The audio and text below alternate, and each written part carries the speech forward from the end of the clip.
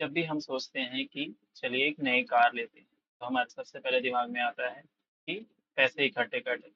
पैसे हम लोग इकट्ठे करने के बाद हम लोग जाते हैं शोरूम पे। शोरूम में जाने के बाद हमें बहुत सारी अलग-अलग वैरायटी की कार देखने को मिलती है। कुछ होती है सीएनजी, कुछ होती है डीजल, कुछ होती है पेट्रोल और उसके बाद आता है डिज़ाइन, उसके बाद आता है कंपनी, मॉडल। सब हम देखने के बाद हमारे पास याद आता है कि हमारे पास तो इतने पैसे ही नहीं है, तो हम लोग बैंक का सहारा लेते हैं कार लोन के लिए। कार लोन मिल जाने के बाद भी हम लोग उदास रहते हैं क्योंकि हमको ये नहीं समझ में आता है कि कौन सी कार हमारे लिए बेस्ट होगी। आज हम लोग जानेंगे कौन सी कार आपके लिए बेस्ट होने वाली है, पेट्रोल इंजन, डीजल इंजन या सीएनजी या फिर इलेक्ट्रिकल। चलिए जानते हैं कि कौन सी कार आपके लिए बेहतर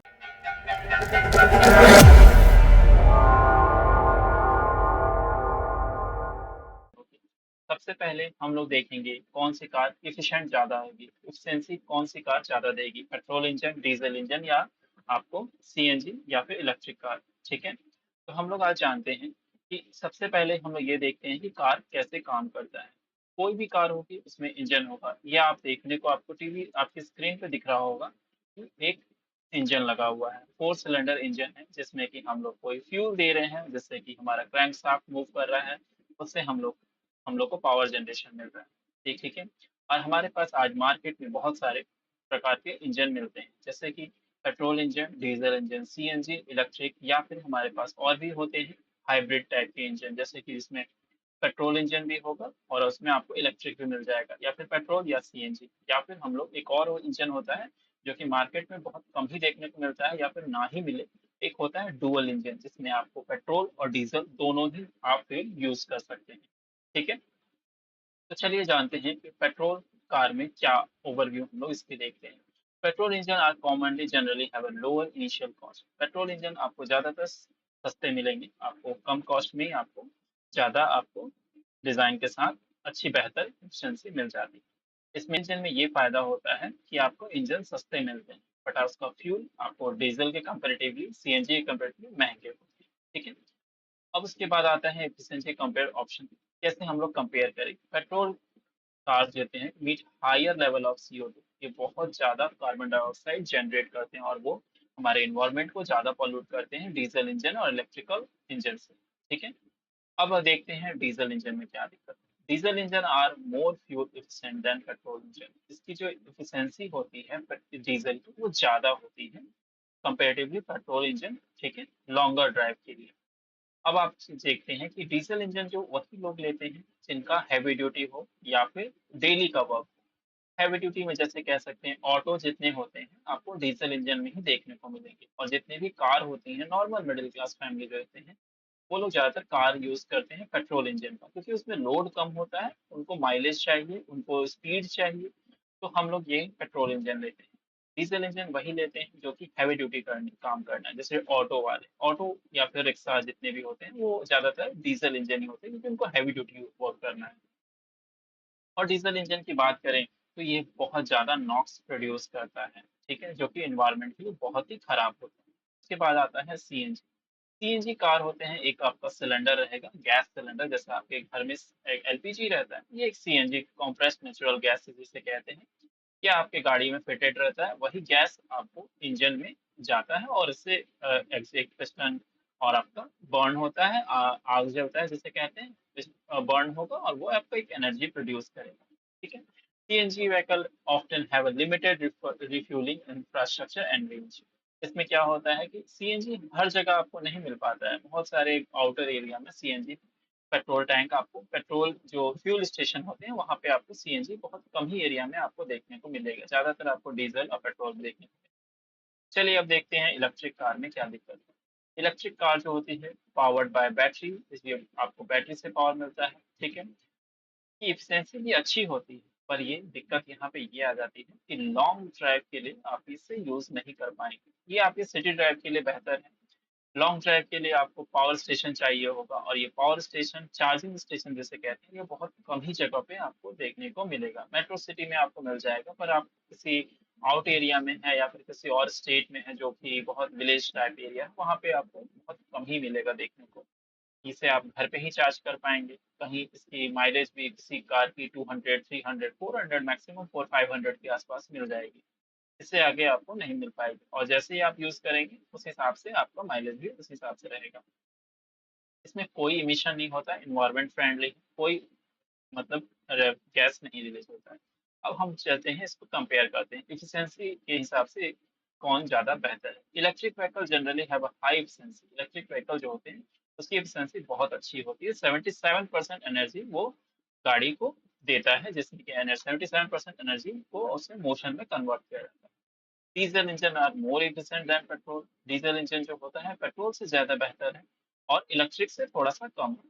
ठीक है, उसके बाद आता है सीएनजी। सीएनजी आपको इफिशिएंट है, पेट्रोल से अच्छा है, बट इलेक्ट्रिक से कम है और डीजल से भी कम है। ठीक है, और अगर हम आगे देखें तो उसके बाद आते हैं रनिंग कॉस्ट किसकी कितनी है। ठीक है, पेट्रोल का आज जो प्राइस है उस प्राइस के हिसाब से आपको 5 रुपए 51 पैसे पर किलोमीटर आपका कंजम्पशन होता है।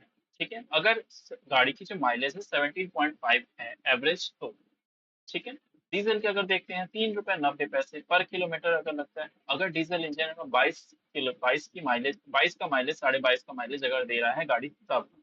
सीएनजी की अगर देखें 2.77 रुपीज होगा किलो पर किलोमीटर, अगर सीएनजी का जो माइलेज है 27.5 किलोमीटर पर आवर का एवरेज गाड़ी दे रही है। फिर उसके बाद इलेक्ट्रिक देखते हैं, अगर घर पे अगर हम चार्ज करते हैं तो 1.4 रुपीज पर किलोमीटर आपका माइलेज देगा। ठीक है, और आपका अगर गाड़ी अगर 5 किलोमीटर पर यूनिट का माइलेज अगर दे रही है। फिर अगर हम डीसी फास्ट चार्जर जहाँ पावर स्टेशन होते हैं वहां पे अगर हम चेक करते हैं तो वहां पे 3.33 पर किलोमीटर का आपको प्राइस यूनिट पड़ता है, और आपको 5 किलोमीटर पर यूनिट का अगर एवरेज गाड़ी दे रही है तो आपको इतनी कॉस्ट पड़ेगी।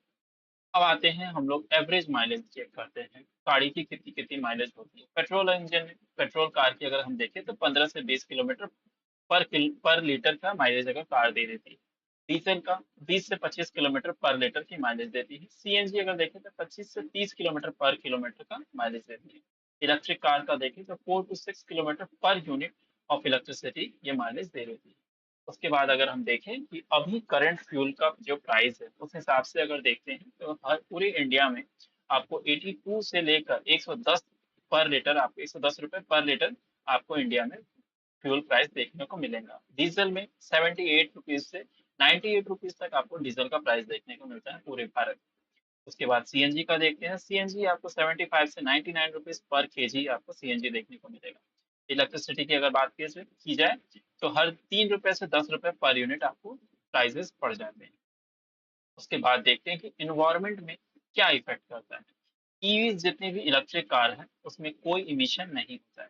Diesel petrol vehicle emit greenhouse gases and pollutant the contribution to the climate change. ये डीजल कार और पेट्रोल कार जितने भी होते हैं बहुत सारे जहरीली गैस प्रोड्यूस करते हैं जो कि इन्वायरमेंट के लिए बहुत खराब होता है। जैसे कि आप देख रहे हैं कि दिल्ली में बहुत सारी कार, जितनी भी 10 साल पुरानी कार है डीजल इंजन है उसमें बैन कर दिया गया है, वो दिल्ली में नहीं चल सकती। उसी तरह से the sustainability of each depending on the energy source and technology of advantage.